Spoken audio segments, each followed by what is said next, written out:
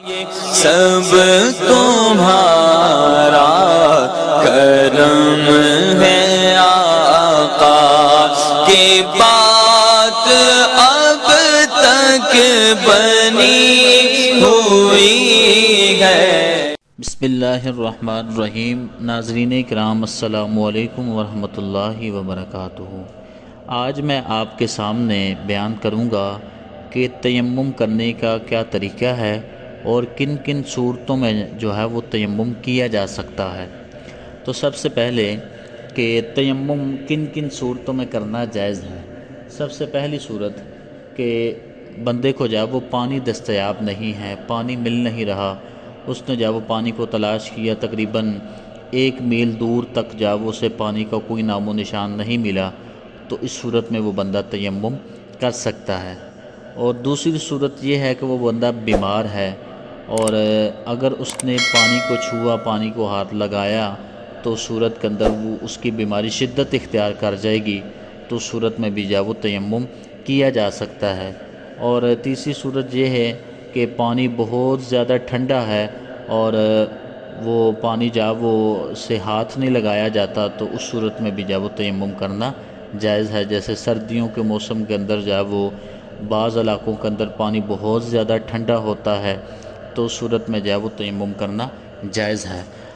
اور دوسری بات کہ تیمم کے کتنے فرائض ہیں۔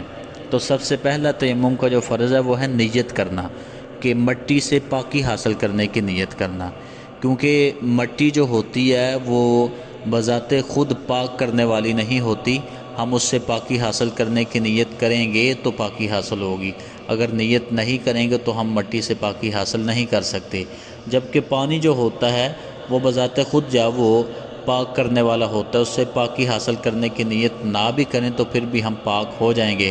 جبکہ اگر مٹی سے پاکی حاصل کرنے کی نیت نہیں کرتے جتنی دیر تک، اتنی دیر تک ہم پاک نہیں ہوں گے مٹی سے، یعنی ہمارا تیمم نہیں ہوگا۔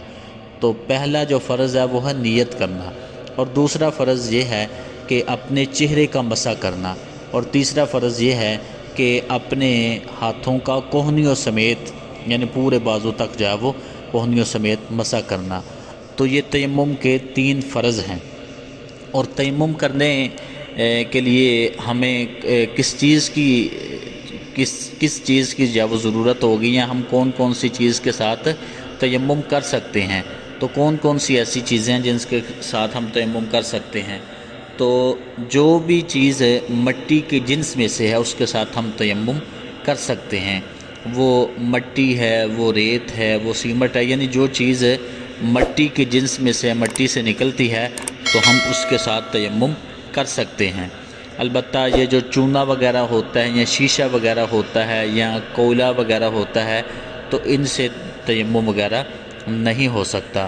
باقی جو بھی مٹی کے جنس میں سے ہو، زمین کی جنس میں سے ہو، اس سے ہم تیمم کر سکتے ہیں۔ تو چلیے اب تیمم کا طریقہ آپ سماعت فرمائیے کہ تیمم کرنے کا طریقہ کیا ہے۔ تو تیمم کرنے کا طریقہ یہ ہے کہ سب سے پہلے ہم مٹی سے پاکی حاصل کرنے کی نیت کریں گے، اور نیت کیا کریں گے کہ اے اللہ، میں پاکی حاصل کرتا ہوں وضو کے لیے یا غسل کے لیے یا نماز ادا کرنے کے لیے میں پاکی حاصل کرتا ہوں۔ تو اس طرح کر کے نیت کر لیں گے۔ نیت کرنے کے بعد ہم اپنے دونوں ہاتھوں کو ایسے کشادہ کر کے، انگلیاں کھول کر دونوں ہاتھوں کو زمین کے اوپر رکھیں گے، آگے کریں گے، پھر پیچھے کریں گے، پھر دونوں ہاتھوں کو جب اوپر اٹھا لیں گے۔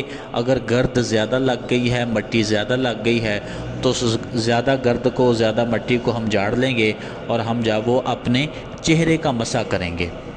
تو یہ دوسرا جو فرض تھا وہ ادا ہو گیا۔ اب تیسرے نمبر پر جو ہم کام کریں گے وہ یہ ہے کہ پھر اسی طرح اپنے ہاتھوں کو زمین کے اوپر رکھیں گے، آگے کریں گے، پھر پیچھے کریں گے۔ جو گرد لگ جائے گی، جو مٹی لگ جائے گی، اس کو جب وہ ہم اپنے جو ہاتھ کے ناخن ہے وہاں سے شروع ہوں گے اور کوہنیوں تک جب وہ ایسے مسح کریں گے۔